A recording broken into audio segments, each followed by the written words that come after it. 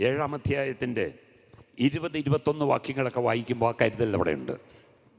അപ്പോസ്തലപ്രവൃത്തിയിലെ 7-ാം അധ്യായം 20-21 വാക്യം. ആ കാലത്ത് മോശ ജനിച്ചു ദിവ്യസുന്ദരനായിരുന്നു. അവനെ 3 മാസം അപ്പന്റെ വീട്ടിൽ പോറ്റി. പിന്നെ അവനെ പുറത്തിട്ടു. ഫറവോന്റെ മകൾ അവനെ എടുത്തു തന്റെ മകനായി വളർത്തി. മതി സ്തോത്രം. 3 മാസം വരെ വളർത്താൻ കഴിഞ്ഞുള്ളൂ. പിന്നെ പുറത്തിട്ടു. പക്ഷെ ഫറവോന്റെ കൊട്ടാരത്തിന്റെ അകത്തെടുത്തിട്ടു ദൈവം. ഹല്ലേലൂയ സ്തോത്രം. നീ പുറത്തിട്ടാലും പുറത്ത് കിടക്കാൻ സമ്മതിക്കാതെ വണ്ണം ഏതവൻ മുഖാന്തരം പുറത്തിട്ടോ അവന്റെ കൊട്ടാരത്തിന്റെ അകത്തിട്ട ദൈവമാ.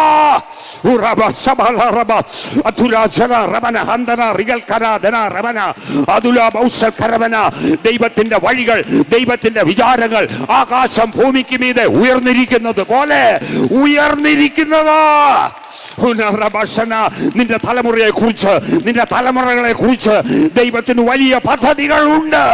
ദൈവം തന്നെ സ്നേഹിക്കുന്നവർക്ക് ഒരുക്കിയിട്ടുള്ളത് കണ്ണ് കണ്ടിട്ടില്ല, ചെവി കേട്ടിട്ടില്ല, ഒരു മനുഷ്യന്റെ ഹൃദയത്തിൽ തോന്നിയിട്ടുമില്ല.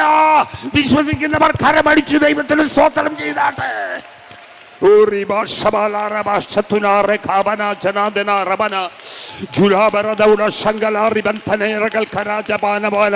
ഞങ്ങളുടെ തലമുറകളെ അസാധാരണ നിലയിൽ ഉപയോഗിക്കണമേ. ഹല്ലേലൂയ. 40 വർഷം കൊട്ടാരത്തിൽ വളർന്നു. അമ്മയെ കൊണ്ട് തന്നെ വളർത്തിച്ചു. സ്തോത്രം. സകലതും പഠിപ്പിച്ചു കൊടുത്തു. ഹല്ലേലൂയ സ്തോത്രം. മോശ താൻ വളർന്നപ്പോൾ പാപങ്ങളുടെ തൽക്കാല ഭോഗത്തെക്കാളും എന്ന് പറയും യൗവനമോഹങ്ങളെ വിട്ടോടിയവനായിരുന്നു മോശ.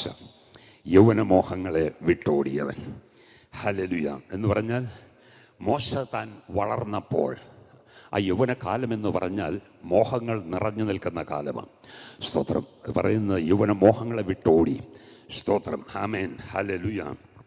എന്നിട്ട് ആ ഭാഗങ്ങൾ നമ്മൾ മോശയോട് പഠിക്കുമ്പോൾ വിശ്വാസത്താൽ മോശ ചെയ്ത കാര്യങ്ങൾ അവിടെ എബ്രായ ലേഖനത്തിൽ വിവരിക്കുന്നില്ല. വിശ്വാസത്തിനകത്തൊരു തെരഞ്ഞെടുപ്പുണ്ട്, വിശ്വാസത്തിനകത്തൊരു നിരസിക്കലുണ്ട്, വിശ്വാസത്തിനകത്തൊരു നിന്ദയുണ്ട്, വിശ്വാസത്തിനകത്തൊരു എണ്ണലുണ്ട്, വിശ്വാസത്തിനകത്തൊരു പ്രതിഫലമുണ്ട്, അനേക കാര്യങ്ങൾ. സ്തോത്രം. ഹല്ലേലൂയ. അപ്പം ഇതെല്ലാം അദൃശ്യ ദൈവത്തെ കണ്ടതുപോലെ ഉറച്ചു നിന്നതുകൊണ്ടാണ്. ആമേൻ. അപ്പം മോശ സ്തോത്രം ഇംപെരിഷബിളായിട്ടുള്ളത് കണ്ടു, ഇൻവിസിബിളായിട്ടുള്ളത് കണ്ടു, ഇമ്പോസിബിളായിട്ടുള്ളത് ചെയ്തു.